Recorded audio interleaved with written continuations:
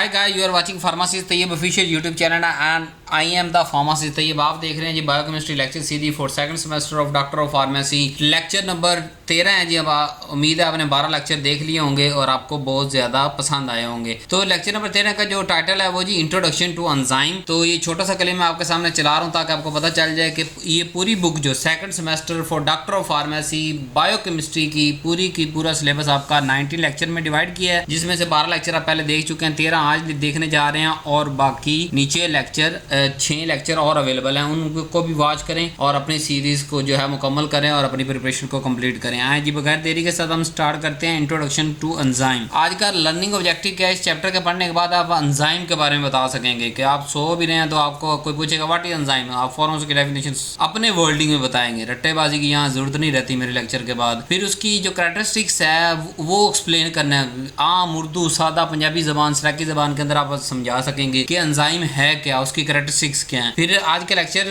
के बाद आप जो है वो एंजाइम को क्लासीफाई कर सकेंगे। स्पेसिफिक जो हमारे पास IUB सिस्टम है फॉर स्पेशल एंजाइम, उसकी बुनियाद पर हम क्लासीफाई करेंगे एंजाइम को। वैसे तो बहुत सारी क्लासिफिकेशन सिस्टम है लेकिन हम आपके सिलेबस तक रहते हुए IUB सिस्टम को पढ़ेंगे। फिर हम जो है वो एक्टिव साइड के बारे में डिटेल से पढ़ेंगे, जो कि हर बुक्स के अंदर एक आधी लाइन लिखी होती है एक्टिव साइड की और हमें समझ नहीं आ रही होती। उसका स्ट्रक्चर और फंक्शन आपको पढ़ाऊंगा मैं एक्टिव साइड का। फिर जो है एंजाइम स्पेसिफिसिटी के बारे में बात करूंगा कि how enzyme is specific to some specific reaction, उसकी टाइप्स कौन सी हैं। फिर जो है वो हम रिलेट करेंगे जो एंजाइम के फंक्शन है ना वो ड्रग एक्शन के साथ, और क्लिनिकल डायग्नोसिस किस तरह हम कर सकते हैं जी। सबसे पहले देखते हैं जी इंट्रोडक्शन टू एंजाइम, यानी what is the definition of enzyme. Enzyme हमारे पास बायोलॉजिकल कैटलिस्ट होते हैं जो कि ज्यादातर प्रोटीन होते हैं, लेकिन सिर्फ एक क्लास ऐसी है एंजाइम की जो कि प्रोटीन नहीं होते, वो है कुछ RNA मॉलिक्यूल्स, वो भी एज ए एंजाइम काम करते हैं। लेकिन अब RNA मॉलिक्यूल्स को प्रोटीन तो नहीं कह सकते हम, लिहाजा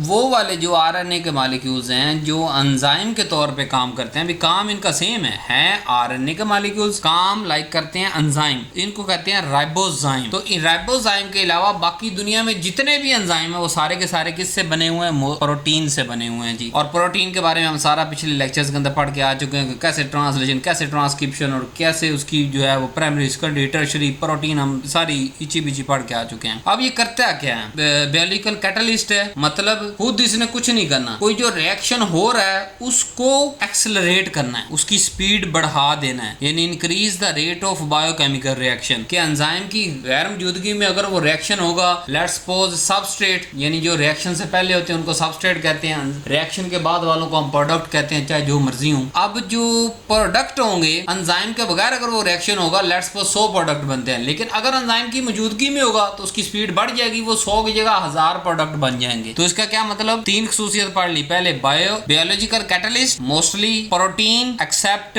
ribozyme, increase the rate of biochemical reaction. और ये उस रिएक्शन का हिस्सा नहीं बनते, यानी ये नहीं कि सबस्ट्रेट से प्रोडक्ट बना साथ में एंजाइम भी तबाह हो गया, नहीं, एंजाइम निकल के अगले रिएक्शन में, एंजाइम निकल के अगले रिएक्शन में, एंजाइम निकल के अगले रिएक्शन में। So without being consume in the process, कि ये उस प्रोसेस के अंदर जैसे रिएक्टेंट टूटता है, जुड़ता है, कुछ भी करता है, उससे प्रोडक्ट बन जाता है, फिर रिएक्टेंट तो नहीं रहते, प्रोडक्ट आ जाते हैं, लेकिन ये एंजाइम एक रिएक्शन से दूसरे रिएक्शन की तरफ शिफ्ट होता जा रहा होता है। तो सादा स्ट्रेट फॉरवर्ड आप क्या कहेंगे कि एंजाइम बायोलॉजिकल कैटलिस्ट है, mostly protein except few RNA के मॉलिक्यूल्स जो कि वर्क लाइक एंजाइम करते हैं, जिन्हें राइबोजाइम कहते हैं। करते क्या है कि ये इंक्रीज करते हैं रेट ऑफ बायोकेमिकल रिएक्शन अपने आप को इस्तेमाल किए बगैर, प्रोसेस को, प्रोसेस खत्म, अगले प्रोसेस में ये दाखिल हो जाएंगे। अब इनका मैकेनिज्म क्या है कि जो एक होती है एक्टिवेशन एनर्जी, किसी भी रिएक्शन को स्टार्ट होने के लिए एक्टिवेशन एनर्जी चाहिए होती है, किसी की कम होती है, किसी की ज्यादा होती है। जितनी भी हो, जिस भी रिएक्शन की एक्टिविटी, एक्टिवेशन एनर्जी जितनी भी हो किसी भी रिएक्शन की, उसको ये क्या करता है? लोअर कर देता है उस स्पेसिफिक रिएक्शन के लिए। तो जैसे ही वो एक्टिवेशन एनर्जी किसी भी रिएक्शन की लोअर हो जाएगी तो क्या हो जाएगा? रिएक्शन जल्दी होना शुरू हो जाएगा। लेट्स सपोज अगर उसको एक ABC एक्टिवेशन एनर्जी चाहिए थी तो विद एंजाइम और विदाउट एंजाइम उसको XYZ एनर्जी चाहिए। तो XYZ एनर्जी विदाउट एंजाइम अगर उसको चाहिए तो उसको ज्यादा टाइम लग जाएगा उस एक्टिवेशन एनर्जी तक पहुंचते हुए, और वो रिएक्शन बड़ी मुश्किल से होगा। तो एंजाइम की मौजूदगी में क्या हुआ कि वो XYZ से यानी एक हायर पिच से lower pitch ABC activation energy पे आ जाएगा, जिससे क्या हो जाएगा, रिएक्शन रेट फास्ट हो जाएगा, ज्यादा प्रोडक्ट्स बनेंगे और बार बार बनेंगे। तो ये इसका बेसिक मैकेनिज्म है कि ये दे लोअर द एक्टिवेशन एनर्जी जो कि उस रिएक्शन के लिए चाहिए। और ओवरऑल क्या होता है कि मेटाबॉलिकल प्रोसेस जो है वो तो फिजियोलॉजिकल कंडीशन के अंदर रहे ना, बॉडी के अंदर ही हो रहे हैं, उसी कंडीशन के अंदर। सिर्फ इसने क्या किया कि रिएक्शन की एक्टिवेशन एनर्जी को कम किया और उसको जो है रेट को फास्ट कर दिया। अब की प्रॉपर्टीज सबसे पहले मैं आपको पढ़ा के आ चुका हूं कि जी अभी सिर्फ हमने उसको लिस्ट आउट करना है, पढ़ हमने लिए हैं। नंबर 1 प्रोटीन नेचर, आपको पढ़ाया सारे के सारे एंजाइम प्रोटीन से बने हुए हैं एक्सेप्ट एक एंजाइम के जो कि RNA मॉलिक्यूल है, जिसको हम राइबोजाइम कहते हैं, वो RNA से बना होता है, बाकी सारे प्रोटीन से बने। हाईली स्पेसिफिक यानी कोई एक रिएक्शन का जो एंजाइम है वो दूसरे रिएक्शन के अंदर काम नहीं करेगा अगर दोनों रिएक्शन डिफरेंट है। तो अगर एक ही रिएक्शन बार बार हो रहा है तो वो तो अगले प्रोसेस के अंदर इस्तेमाल होता चला जाएगा, लेकिन ये नहीं हो सकता कि ABC रिएक्शन हो रहा है और CD प्रोडक्ट बन रहे हैं और DE रिएक्शन हो रहा है और GH प्रोडक्ट बन रहे हैं, तो इस सारे दुनिया के हर तरह के रिएक्शन के अंदर एक ही तरह का एंजाइम चाहिए, ऐसा नहीं है। स्पेसिफिक किसी खास रिएक्शन को कैरी आउट कराएगा। नंबर 3 कैटालिटिकल एफिशिएंसी, कि ये इंक्रीज कर देता है रेट को किस हद तक, 10⁻6 से 10⁻12 टाइम इंक्रीज कर देता है। रीयूजेबिलिटी, डेफिनेशन में पढ़ाया कि खुद ये जाया नहीं होगा, ये रिएक्शन करवा के अगले रिएक्शन में खिसक जाएगा, अगले रिएक्शन में खुद अपने आप को कंज्यूम नहीं होने देगा। सो ये बार बार रीयूज होता है। नेक्स्ट प्रॉपर्टी माइल्ड कंडीशन, कि बड़ी थोड़ी बहुत ही तब्दीली करवाएगा, जैसे कि एक एक्टिवेशन एनर्जी इसने कम की, किस तरह के उस रिएक्शन के लिए जो टेम्परेचर या pH रिक्वायर थी उसको तकरीबन फिजियोलॉजिकल pH पे ले आएगा ये, और टेम्परेचर पे। तो क्या हो जाएगा कि वो रिएक्शन, अब फिजियोलॉजिकल pH और टेम्परेचर हमारे बॉडी के अंदर 24 घंटे रहता है, तो फास्ट चलना शुरू हो जाएगा रिएक्शन। रेगुलेशन, कि ये डिफरेंट एक्टिविटीज को रेगुलेट करता है। रेगुलेट का मतलब ये होता है कि जरूरी नहीं कि हर एंजाइम एक्टिव ही करवाए, कुछ इनहिबिट भी करवाते हैं। तो दोनों तरह के याद रखने, एंजाइम एक्टिवेटर भी है, इनहिबिटर भी है। यानी अगर एज एक्टिवेटर इस्तेमाल होंगे तो वो प्रोडक्टों का ढेर लगा देंगे, अगर इनहिबिटर के तौर पे इस्तेमाल होंगे तो वो सब्सटेंस का ढेर लगा देंगे। कि नॉर्मल कंडीशन पे भी अगर एंजाइम ना होता तो जितनी प्रोडक्ट बननी थी, अगर एंजाइम एज ए इनहिबिटर है तो वो उतनी प्रोडक्ट भी नहीं बनने देगा। एक्टिवेटर के अंदर प्रोडक्ट बढ़ा देता है, रिएक्शन को कैरी आउट स्पीड बढ़ा देता है। और जब ये इनहिबिटर किसी भी रिएक्शन के तौर पे XYZ एंजाइम इनहिबिटर के तौर पे होगा तो ये जो अगर ये ना होता तो वो रिएक्शन कैरी आउट हो जाता,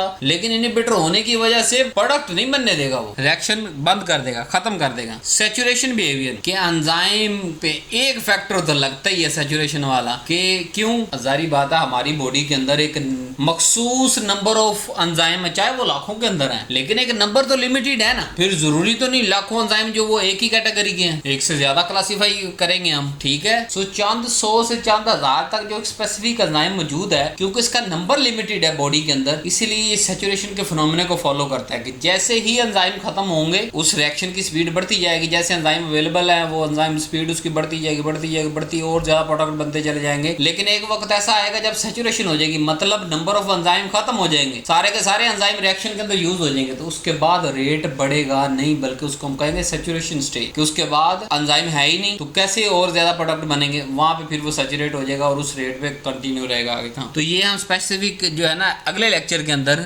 काइनेटिक्स को पढ़ेंगे, वहां फिर आपको समझाऊंगा। यहाँ सिर्फ की प्रॉपर्टीज आप याद रखें। नेक्स्ट चलते हैं, फैक्टर कौन से इफेक्ट करते हैं जी, ये बड़ा मजेदार क्वेश्चन है, इसको याद रखना आपने। टेम्परेचर, सबसे पहले टेम्परेचर कम या ज्यादा होने से रिएक्शन फास्ट या स्लो हो सकता है, हर रिएक्शन की अपनी स्पेसिफिक होगा कि ये रिएक्शन कैसे। एक्सोथर्मिक और एंडोथर्मिक दो तरह के प्रोसेस होते हैं। एक्सोथर्मिक ऐसे रिएक्शन जो हीट को खारिज करते हैं, और एंडोथर्मिक जो रिएक्शन को जो एनर्जी को अब्सॉर्ब करते हैं। तो एंडोथर्मिक की कंडीशन के अंदर अगर हम टेम्परेचर बढ़ा रहे हैं तो क्या होगा, उन्होंने तो अब्सॉर्ब करनी है, रिएक्शन फास्ट हो जाएगा। जबकि वही एक्सोथर्मिक जिन्होंने खुद एनर्जी रिलीज करनी है, उसकी कंडीशन के अंदर अगर हम टेम्परेचर बढ़ाएंगे तो क्या होगा, रिएक्शन स्लो डाउन हो जाएगा, ठीक है। तो एंजाइम टेम्परेचर इफेक्ट करता है एंजाइम की कैटालिटिकल एक्टिविटी पर, लेकिन ज्यादातर एंजाइम जो है वो ह्यूमन टेम्परेचर जो कि 37 है ओवरऑल, उस पे ही ऑप्टिमम मतलब मैक्सिमम वर्क करते हैं। नंबर 2 pH, हर एंजाइम की स्पेसिफिक pH उस पे वो काम करेगा, उसके अलावा वो काम नहीं करेगा। और जो मैक्सिमम pH होगी उसे हम क्या कहेंगे, ऑप्टिमम pH। इस pH पीएच पे जाके ये वाला एंजाइम जो है ना वो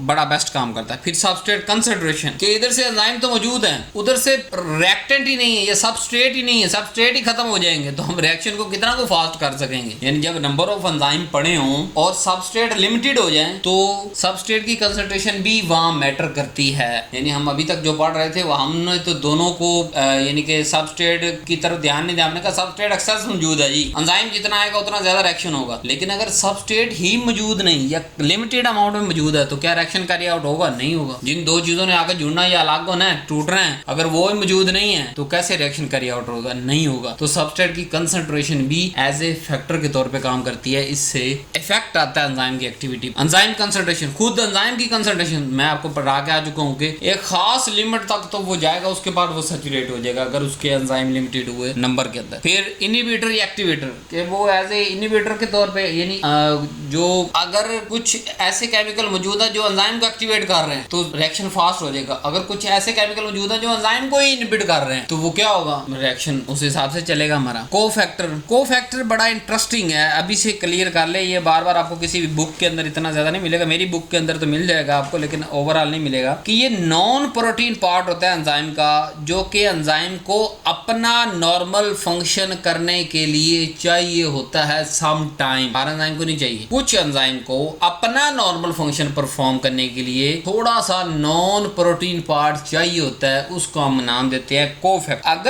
अगर वो कोफैक्टर जो एंजाइम का प्रोटीन पार्ट है उसके साथ लूजली अटैच हो उसको हम कहेंगे कोएंजाइम, और अगर वही कोफैक्टर जो है वो कोवलेंटली बाउंड हो जाए तो हम उसे कहेंगे प्रोस्थेटिक ग्रुप। ये इसका हिस्सा बन गया। सो समझ आ गई एक जनरल डेफिनेशन कि प्रोटीन होता है एंजाइम, तो एंजाइम को नॉन प्रोटीन पार्ट जो चाहिए अपना नॉर्मल फंक्शन परफॉर्म करने के लिए उसे हम कहते हैं कोफैक्टर। अगर वो लूजली अटैच हो तो हम उस कोफैक्टर को कहेंगे ये कि कोएंजाइम। अगर वो कोवलेंटली पक्का बाउंड हो जाए वो बन जाता है प्रोस्थेटिक ग्रुप। अब दो और डेफिनेशन यहाँ पे आपको पढ़ा देता हूँ जो मेरे ज़हन में आ रही हैं। एक है होलो एंजाइम, एक है एपो एंजाइम। होलो एंजाइम हमारे पास ये होता है कि एक जो फुली एक्टिवेटेड एंजाइम होता है जिसके अंदर पॉलीपेप्टाइड चेन भी मौजूद है, कोफैक्टर भी मौजूद है, उसको हम कहेंगे होलो एंजाइम, कि एंजाइम कंप्लीट हो चुका है। An activated enzyme consisting of polypeptide chain and a cofactor is called holoenzyme. और ऐसा एंजाइम जिससे उसका कोएंजाइम या प्रोस्थेटिक ग्रुप को रिमूव कर दिया जाए, बकाया नॉन फंक्शनल जो प्रोटीन पार्ट बचेगा एंजाइम का, उसको हम कहेंगे apoenzyme. An enzyme with its coenzyme और prosthetic group has been removed is called. तो ये चार डेफिनेशन आपने याद रखनी है, ये मैंने अलग से कोफैक्टर की बुनियाद पे आपको सारी पढ़ा दी है। सो कोफैक्टर जैसे मैंने आपको कहा कि नॉर्मल फंक्शन के लिए चाहिए तो वो मेटल आयन भी हो सकता है, और अगर वही कोफैक्टर जो है वो अगर लूजली अटैच हो तो कोएंजाइम, अगर कोवलेंटली अटैच हो जाए तो प्रोस्थेटिक ग्रुप। ये सारी पीछे आप पढ़ के आ चुके हैं 12 के अंदर भी, और यहाँ भी मैं आपको उसका दोबारा टच दे रहा हूँ। ले जी नेक्स्ट टॉपिक की तरफ चलते हैं जी, क्लासिफिकेशन ऑफ एंजाइम। मैंने आपको बताया क्लासिफिकेशन बहुत तरीके से हम इसकी कर सकते हैं, बट हम IUB सिस्टम को फॉलो करेंगे। IUB क्या होता है? International union of biochemistry. उसने क्या डेफिनेशन, जो उसने कौन सी क्लासिफिकेशन की है उसके मुताबिक एंजाइम को हम टोटल 6 क्लासेस में डिवाइड करते हैं। सबसे पहली है ऑक्सीडो रिडक्टेज, दूसरी ट्रांसफरेज, तीसरी हाइड्रोक्सिलेज, चौथी लाइज, पांचवी आइसोमरेज, छठी लाइगेज। पहली पढ़ते हैं ऑक्सीडो रिडक्टेज। नाम से जाहिर है कि ये जो ऑक्सीडेशन या रिडक्शन रिएक्शन कैरी आउट कराएगा।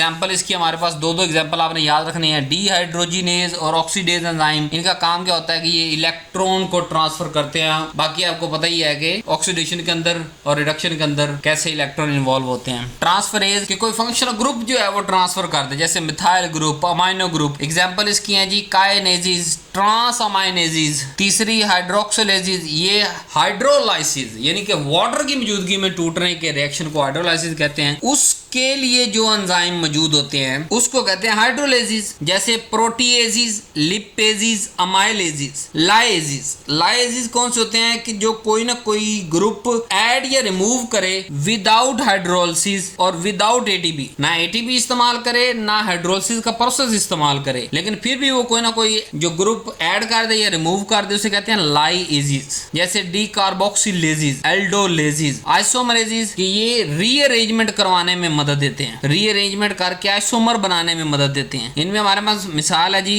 एपिमरेजेस, म्यूटेजेस। छठा हमारे पास है लाइगेजेस या सिंथेजेस। ये क्या करते हैं LIGA लाइगेजेस, ये दो मॉलिक्यूल को ज्वाइन करते हैं with the use of ATP. देखिए मैं हर स्पेसिफिक हर चीज को स्पेसिफिक कर रहा हूँ कि यहाँ में एटीपी चाहिए और दो ग्रुप मिल रहे हैं उसको हम कहेंगे लाइगेजेस, और जहाँ एटीपी नहीं चाहिए, हाइड्रोक्सिलेज नहीं चाहिए वो, लेकिन कोई ग्रुप रिमूव या ऐड हो रहा है उसे कहेंगे लाइएजेस, LYASES।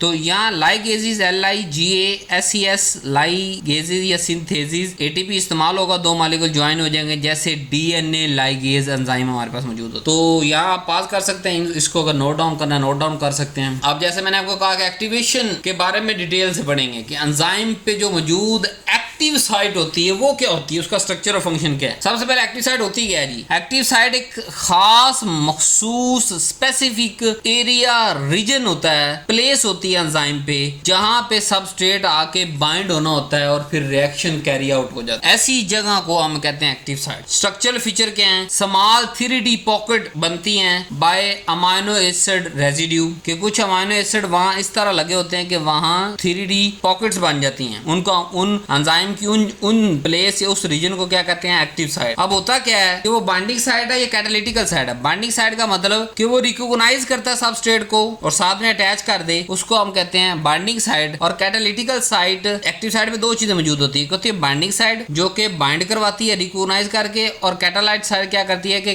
केमिकल रिएक्शन परफॉर्म करवाती है। जैसे ये देखिए मैंने सबसे पहले दिखाया कि सबस्ट्रेट इंटर हो रहा है एक्टिव साइट के अंदर, फिर कम्प्लेक्स बन गया एंजाइम सबस्ट्रेट कम्प्लेक्स, जिसके बारे में अभी मैंने बड़ा रोला डालना है अगले लेक्चर के अंदर। एंजाइम प्रोडक्ट कम्प्लेक्स बन गया और उसको वो रिएक्शन कैरी आउट हुआ तो वो रिएक्टेंट से प्रोडक्ट बन गया, दो अलग अलग। यानी कि यहाँ इस रिएक्शन के अंदर क्या हो रहा है कि एक से दो प्रोडक्ट बन रहे हैं, टूट रहा है कुछ, तो एंजाइम प्रोडक्ट कम्प्लेक्स हो गया, फिर आप प्रोडक्ट लीव कर रहे हैं। तो ऐसा मखसूस एरिया एंजाइम पे जहाँ पे आके सबस्ट्रेट बाइंड होता है और रिएक्शन कैरी आउट हो जाता है, उसको हम कहते हैं एक्टिव साइट। वहां दो चीजें होती हैं, एक होती है बाइंडिंग साइट, एक होती है कैटालिटिक साइट। बाइंडिंग साइट क्या होती है? एक्टिव साइट के अंदर ही एक छोटी सी बाइंडिंग साइट होती है जो कि पहचान करती है कि कौन से सबस्ट्रेट ने आगे मेरे साथ बाइंड होना है, और कैटालिटिकल साइट बाइंड होने के बाद उसको जो है ना वो कैटालाइज रिएक्शन को कैरी आउट करवाती है। जी हमने स्ट्रक्चर ऑफ एक्टिव साइट की बात कर लिया, फंक्शन की बात करते हैं जी। What is the work of active site? Number एक, bring the substrate into the close proximity के पहले जैसे मैंने आपको कहा ना कि दो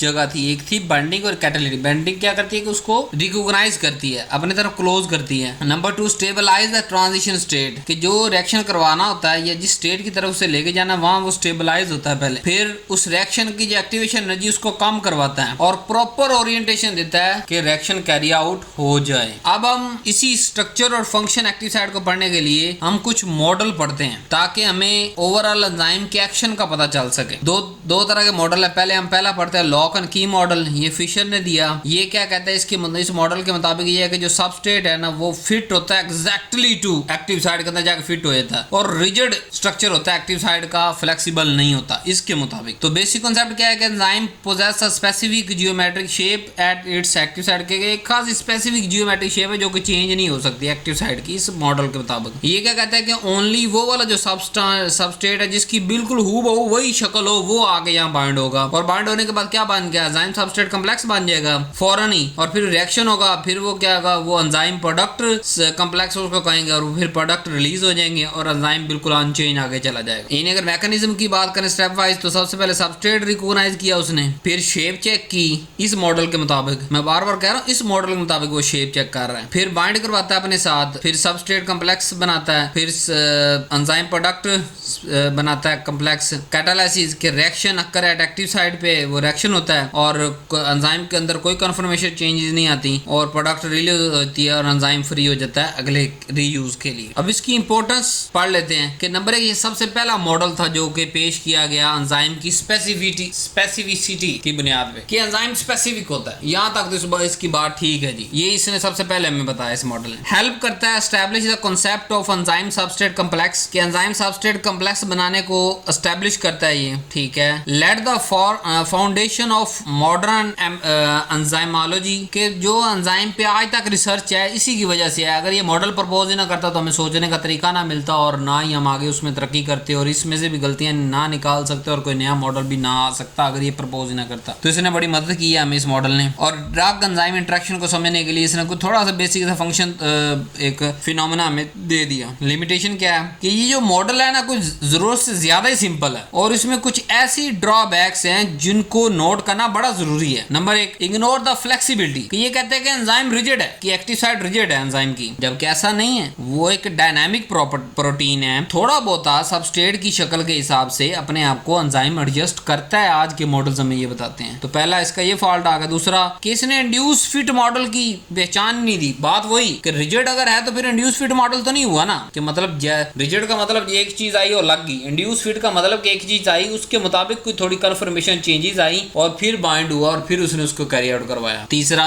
इसने ट्रांजिशन की जो स्टेबलाइजेशन का प्रोसेस है उसको बड़ा पूर एक्सप्लेन किया है। इसने बताया ही नहीं, ये तो कह दिया कि जी एंजाइम एक्टिवेशन लो होती है। कैसे लो होती है ये तो इस जो है मॉडल ने नहीं हमें बताया। तो ये लिमिटेशन बड़ी है, ये भी पेपर के अंदर आ जाती है। चौथी लिमिटेशन है can not explain the broad specificity कि ओवरऑल इसने कहा जी स्पेसिफिसिटी तो है लेकिन ब्रॉड स्पेसिफिसिटी के बारे में बात नहीं की। जैसे आजकल हमें पता है कि एक ही एंजाइम, कुछ एंजाइम ऐसे हैं जो मल्टीपल सबस्ट्रेट के साथ बाइंड हो जाते हैं, तो स्पेसिफिक तो हैं लेकिन एक जो एक्सेप्शन थी वो इसके अंदर नहीं आई। तो ये मॉडल बड़ा अहम है, आपने इसको याद करना है और इसकी लिमिटेशन को ज्यादा अच्छे से याद करना है क्योंकि ताकि अगला मॉडल समझ आ सके। अगले मॉडल के अंदर ये सारी लिमिटेशन है ना वो अगले मॉडल की प्रॉपर्टीज हैं। ले जी दूसरा मॉडल हमारे पास आया इसके बाद इंड्यूस फिट मॉडल जो कि कुशल लैंड ने दिया। इसने कहा कि भाई जो एक्टिव साइट है वो चेंज होती है, उसकी शेप सबस्ट्रेट की तरह फिट हो जाती है और मोर एक्यूरेट रिप्रेजेंटेशन दी उसने एंजाइम सबस्ट्रेट कॉम्प्लेक्स की। इसने अब बेसिक कांसेप्ट क्या दिया इंड्यूस फिट मॉडल के अंदर, इसने कहा जी एंजाइम की जो एक्टिव साइट है वो कोई परफेक्टली शेप या रिजिड नहीं होती, ये सबस्ट्रेट को अप्रोच करती है और कुछ स्ट्रक्चरल चेंजेस ला के एंजाइम अपने अंदर चेंजेस ला के सबस्ट्रेट को साथ बाइंड कर लेता है। तो जब वो चेंज लाता है, जो चेंज जो आता है जब, तो फिर इंड्यूस जो है वो फिट बिटवीन एंजाइम और सबस्ट्रेट के दरमियान फिट हो जाता है। अगर वो चेंज ना आ सकता तो फिर रिजिड ही हम कहते हैं ना। लेकिन एंजाइम चेंज लाता है अपने स्ट्रक्चर के अंदर, एक्टिव साइट के अंदर कन्फर्मेशनल चेंजेस या स्ट्रक्चरल चेंजेस ताकि सबस्ट्रेट बाइंड हो सके। और फिर ये सबस्ट्रेट के फिनोमेना को समझाता है कि सबस्ट्रेट कैसे बाइंड करके जो एंजाइम सबस्ट्रेट कॉम्प्लेक्स बनता है वो अपने वो कैसे स्टेबल करता है। आप इस तरह समझ सकते हैं इस मॉडल के तहत। मैं आपको मिसाल देने जा रहा हूं, जैसे आपका हाथ है और उसके अंदर एक बॉल है। अब हमारा हाथ एग्जैक्ट बॉल की तरह तो नहीं है ना, वो तो गोल होती है, लेकिन हम इसको उस गोल बॉल को पकड़ जरूर लेते हैं एक अच्छी ग्रिप के साथ। This is called induce fit model. जरूरी नहीं कि जो सबस्ट्रेट की शेप है वो एक्टिव साइट की शेप वैसी हो, लेकिन ये चीज जरूरी है कि एक्टिव साइट उस सबस्ट्रेट को अच्छे से पकड़ जरूर लेता है, चाहे उसे अपने अंदर कोई स्ट्रक्चरल या कन्फर्मेशनल चेंजेस लानी पड़े। अब स्टेप वाइज प्रोसेस क्या है। सबसे पहले इसने कहा जी कि इनिशियल कांटेक्ट होता है, यानी सबस्ट्रेट अप्रोच करता है एंजाइम की तरफ और कोई थोड़ी सी वीक इंटरेक्शन जो है वो बनाना शुरू करता है। दूसरे नंबर पे कन्फर्मेशनल चेंजेस आती हैं कि एंजाइम चेंज करता है शेप को टू अकोमोडेट सबस्ट्रेट को अपने अंदर अकोमोडेट करने के लिए थोड़ी बहुत अपनी शेप चेंज करता है और जो है वो एक्टिव साइट बिकम कंप्लीमेंटरी और एक्टिव साइट एग्जैक्ट सबस्ट्रेट की तरह बन जाती है। फिर एंजाइम सबस्ट्रेट कॉम्प्लेक्स बनता है। किस तरह के स्ट्रॉन्ग बॉन्डिंग हुई थी, जो पहले वीक इंटरेक्शन हुई थी स्टेप 1 पे, अब स्ट्रॉन्ग बॉन्डिंग अकर होती है और प्रॉपर अलाइनमेंट हो जाती है रिएक्शन के लिए। फिर कैटालाइसिस के ट्रांजिशन स्टेट जो है वो स्टेबलाइज होती है और एक्टिवेशन एनर्जी को लो कर देते हैं और प्रोडक्ट जो है वो रिलीज होती है जब रिएक्शन कैरी आउट हो जाता है और एंजाइम अपनी ओरिजिनल शेप की तरफ रिटर्न हो जाता है। This is called induce fit model कि जब सबस्ट्रेट आया उस जैसा बन गया, उसको फिट करके रिएक्शन कैरी आउट करवा के जब रिएक्शन खत्म हुआ प्रोडक्ट गया वापस अपनी ओरिजिनल शक्ल पे आ गए। This is called induce fit model, most acceptable model for the mechanism of action of the enzyme in the world. वो सारी जो पीछे लिमिटेशन थी जो उसने नहीं एक्सप्लेन किया इसने कर दिया। ये इंपॉर्टेंट क्यों है, क्योंकि इसने सबसे पहले एंजाइम की जो फ्लेक्सिबिलिटी है ना उसको एक्सप्लेन किया कि प्रोटीन डायनामिक है, रिजिड नहीं होती। फिर दूसरा इसने एक्सप्लेन किया कि कैटालाइसिस बेटर होती है। कैसे, पहले प्रॉपर अलाइनमेंट होती है सबस्ट्रेट की, फिर स्टेबलाइजेशन होती है ट्रांजिशन स्टेट की और फिर जो है वो ट्रांजिशन स्टेट आती है और फिर जो है वो प्रोडक्ट बनता है। फिर इसने ब्रॉड स्पेसिफिसिटी को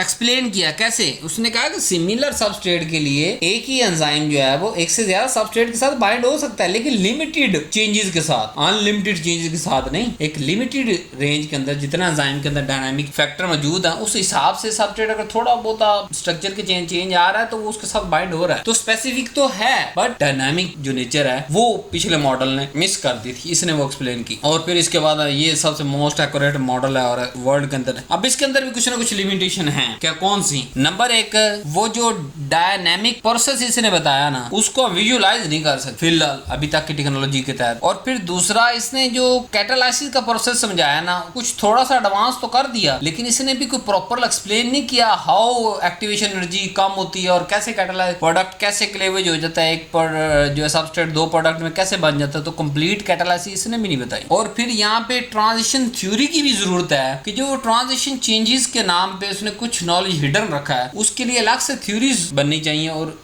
इस पूरे मैकेनिज्म के हर स्टेप को विद डिफरेंट थ्योरी सपोर्ट किया जाना चाहिए। अब एंजाइम की स्पेसिफिसिटी और उसकी टाइप्स की बात करते हैं, ये भी एक क्वेश्चन आ सकता है। एंजाइम हाईली स्पेसिफिक होता है। नंबर एक, एब्सोल्युटली स्पेसिफिक, एक ही सबस्ट्रेट के साथ बाइंड करेगा, जैसे कि यूरेज एक्ट करेगा सिर्फ यूरिया। ग्रुप स्पेसिफिसिटी के कुछ जो रिलेटेड सबस्टेंस हैं उसके लिए ग्रुप स्पेसिफिसिटी भी शो करता है, जैसे हेक्सोकाइनेज जो है वो फॉस्फोराइलेट कर देता है बहुत सारी एक्सोसिस को। तो एक ही एंजाइम है लेकिन सबस्ट्रेट एक्सोसिस डिफरेंट तरह की हैं, उस सबको वो फॉस्फोराइलेट कर देता है। तीसरा, बाउंड लिंकेज स्पेसिफिसिटी के रिकॉग्नाइज करता है पार्टिकुलर टाइप के बाउंड को, जैसे प्रोटीएज पेप्टाइड बाउंड को रिकॉग्नाइज करके ब्रेक करता है। तो इस तरह ये स्पेसिफिक हो गया, किसी ने सिर्फ पेप्टाइड बाउंड को ब्रेक करना, कोवलेंट या दूसरे बाउंड को ब्रेक नहीं करना। Stereo specificity, act on only one stereo isomers, कि सिर्फ वो एक स्टीरियो आइसोमर पे एक्ट करता है, जैसे L amino acid oxidase act only on L isomers, कि जो एल अमाइनो ऑक्सीडेज है वो सिर्फ एल आइसोमर्स पे एक्ट करेगा, दूसरी टाइप ऑफ आइसोमर पे एक्ट नहीं करेगा। तो यहाँ भी स्पेसिफिसिटी हो। तो ओवरऑल एंजाइम स्पेसिफिक है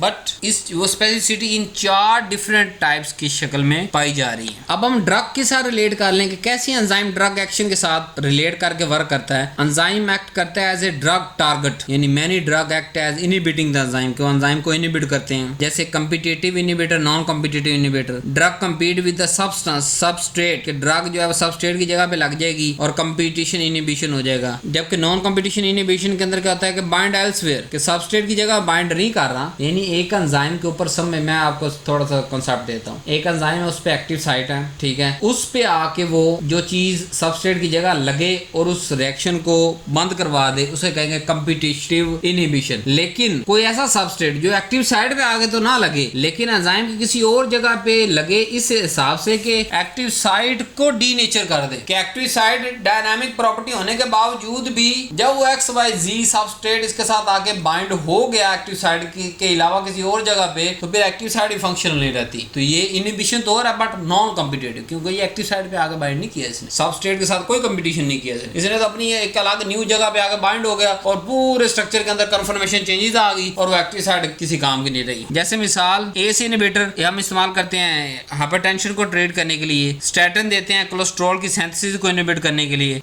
NSAID non steroid anti inflammatory drug जो है वो देते हैं साइक्लोऑक्सीजनेज एंजाइम को इनहिबिट करने के लिए। एंजाइम एक्टिवेट, कुछ ड्रग ऐसी होती हैं कि जो एंजाइम को एक्टिवेट करती हैं ताकि डिफरेंट मेटाबॉलिकल पाथवे इनहांस हो सके। फिर कुछ ऐसी प्रोड्रग होती हैं कि जो कि जिनको एंजाइमेटिक एक्टिवेशन की लोड होती है, जैसे एनालेप्रिल, वो कन्वर्ट होती है अंदर जाके एंजाइम की मौजूदगी के अंदर एनालेप्रिलेट के अंदर, फिर वो एज ए एक्टिव ड्रग के तौर पे काम करती है। प्रोड्रग मतलब ऐसी ड्रग जो कि हम लेते हैं और उसके साथ कोई ना कोई एक्स्ट्रा ग्रुप मौजूद होता है, या वो एक्टिव ड्रग नहीं होती, मतलब वो जाकर कोई थेरेप्यूटिक एक्ट प्रोड्यूस नहीं होती, उससे कोई ना कोई चीज रिमूव होती है, तो वो जो है वो या कोई फंक्शन ग्रुप ऐड होता है या रिमूव होता है, तो वो फिर प्रोड्रग से एक्टिव ड्रग बन जाती है और जाके थेरेप्यूटिक रिस्पॉन्ड प्रोड्यूस करती है। अब क्लिनिकल डायग्नोस्टिक की हम बात करें अगर, तो क्लिनिकल आपको ना फिजिकल फार्मेसी आने वाला दौर फिजिकल फार्मेसी का, क्लिनिकल प्रैक्टिस का, तो इसलिए टच दे रहा हूँ। तो एंजाइम एज ए बायोमार्कर के तौर पे काम करते हैं। अगर एंजाइम की मिकदार कम ज्यादा हुई उससे हम अंदाजा लगा सकते हैं, चाहे इसको फलां वाली बीमारी है। जैसे मिसाल ALT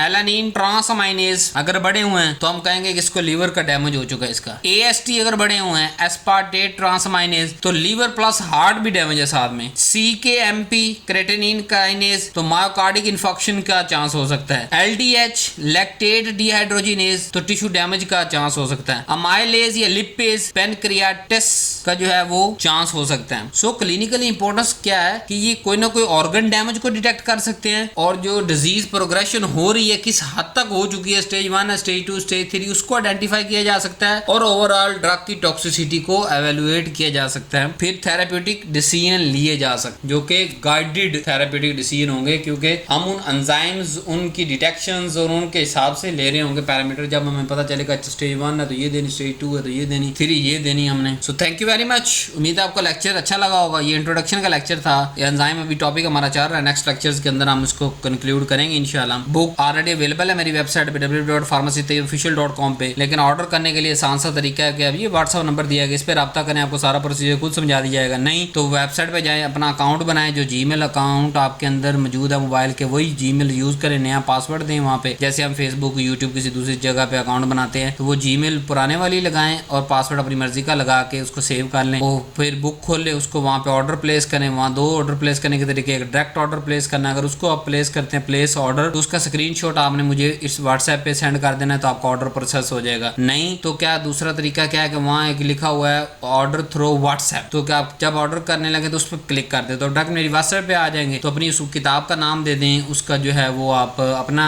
जीमेल अकाउंट बता दें, और उसके जो है वो प्रोसीजर, सादा सा प्रोसीजर है कि सबसे पहले आपने कॉन्टैक्ट कर लिया, पहले स्टेप पे आपने पेमेंट करनी है, एक मूवी की टिकट जितनी इसकी कीमत हमने रखी है, ताकि इसको ओवरऑल लोग वर्ल्ड वाइड इस्तेमाल कर सकें। नंबर 2, पेमेंट के बाद ऑफलाइन मेथड हमारा जो भी इस नंबर पे रहता है, हर स्लाइड के नीचे ये चल रहा है, ठीक है, और ये प्रोसीजर के अंदर भी लिखा हुआ है। तो पेमेंट होने के बाद क्या होगा कि हम आपको जो है वो आप अपना अकाउंट शेयर करेंगे कि इस जीमेल पे मेरा अकाउंट बन चुका है, और वहाँ पे आपको बुक शो हो जाएगी। 2 से 4 मिनट के अंदर जो है वो आपको बुक शो हो जाएगी। कोई प्रिंट, कोई हार्ड फॉर्म में हम बुक को डिस्पैच नहीं करते, ना को देते हैं आपसे, ऑनलाइन है। 3-4 फायदे ऑनलाइन रखने के। पहला तो फायदा आपके पैसे कम लगेंगे कि ये बुक अगर मैं प्रिंट करूँ और आप तक पहुँचने का खर्चा, और फिर आए दिन ग्लोबल हालात आपको पता है कैसे चल रहे हैं कि कोई चीज़ सस्टेन नहीं है प्रोसेस, लेकिन ये चीज़ें सस्टेन है, ऑनलाइन हार्ड फॉर्म में आप तक फौरन पहुँच जाए, जब मर्जी आपका दिल करे आप एक्सेस कर सकते हो। तो पहले हार्ड फॉर्म में आप तक पहुँचाना मुश्किल है, दूसरी बात फिर प्राइस ज़्यादा हो जाएगी, फिर ये एक मूवी की टिकट के बराबर नहीं रहेगी, ये फिर 5-6 मूवी की टिकट्स आपको बननी पड़ जाएंगी, फिर जाकर बुक ले सकेंगे। और फिर तीसरा सबसे बड़ा मसला जो कि मुझे लगता है, रिवीजन के मतलब एक आपने प्रिंटेड बुक ले ली, आप तो मजबूर हैं उसके बाद उस राइटर से कुछ रब्ता तो नहीं कर सकते कि सारा आपने जो दूसरा वर्जन लॉन्च किया वो भी मुझे दे दे, तीसरा वर्जन लॉन्च किया वो भी दे दे। लेकिन यहाँ पे जब आपने मेरी वेबसाइट पे एक दफा आप रजिस्टर कर लिया, तो जो भी वर्जन हर बुक का होगा अपडेट, वो ऑटोमेटिकली आपको अपडेटेड वर्जन शो करेगा। लेट्स सपोज आपने 6 माह बुक इस्तेमाल की और 6 माह के बाद आपको वहाँ अपडेटेड वर्जन शो हो जाएगा, फिर अपडेटेड वर्जन शो हो जाएगा, फिर अपडेटेड वर्जन शो हो जाएगा। तो इस तरह एक दफा पेमेंट करनी है और